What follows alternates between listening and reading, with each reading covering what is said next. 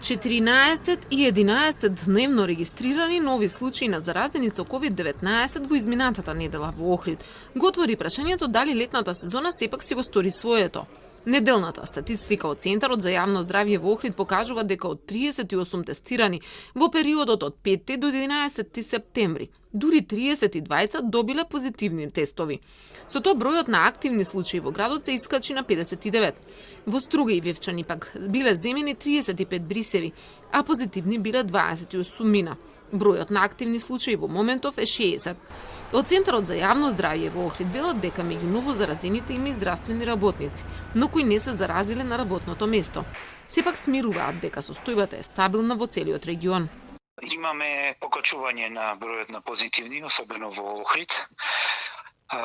Тоа се должи на два дена што имавме, еден ден 14 позитивни, друг ден 11. Сите тие се поединечни случаи, не се врзани со никакви кластери. Имаме луѓе кои што се тестирале за патување, имаме луѓе, двајца здравствени работници, имаме луѓе поединечно кои што не ни знаат како се инфицирали, како се заразиле со COVID-19, значи не е некоја алармантна состојбата. Алармантно е што во еден ден имавме 14 луѓе, во еден ден имавме 11 луѓе, останатите денови имавме денови, зборувам за изминатата седмица, имавме денови кога немавме ниту еден заразен, ево и вчера исто. Но ако се погледне денешната статистика, после главниот град кој има 566 активни COVID случаи, кој е прв на листата, втор по заболени е Куманово со 215.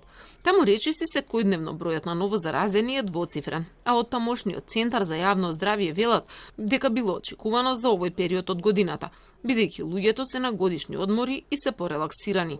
Високо на листата се и Прилеп и Тетово, каде бројот на активни случаи исто така е троцифрен и изнесува 133, односно 120.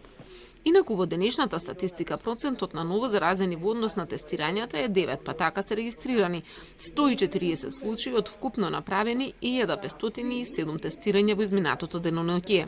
Повторно Скопје со најмногу 43 ново заразени, а двоцифрен е и бројот во Тетово 12, Струмица 11 и Куманово 10. Починати пак се четворица пациенти, од Прилеп 71 годишен, од Тетово 73 годишен, 63 годишен од Гостивар и пациент од Скопје кој имал 64 години. Министерството за здравство пак регистрирало 134 оздравени од коронавирус, а меѓу нив најголема бројот од Скопје 66 мина. Во моментов бројот на активни случаи во целата земја е 1920. Доколку се направи анализа на дневните статистики од почетокот на септември, тогаш може да се забележи дека процентот на ново заразени во однос на тестирањата секој ден се движел од 7 до 9%.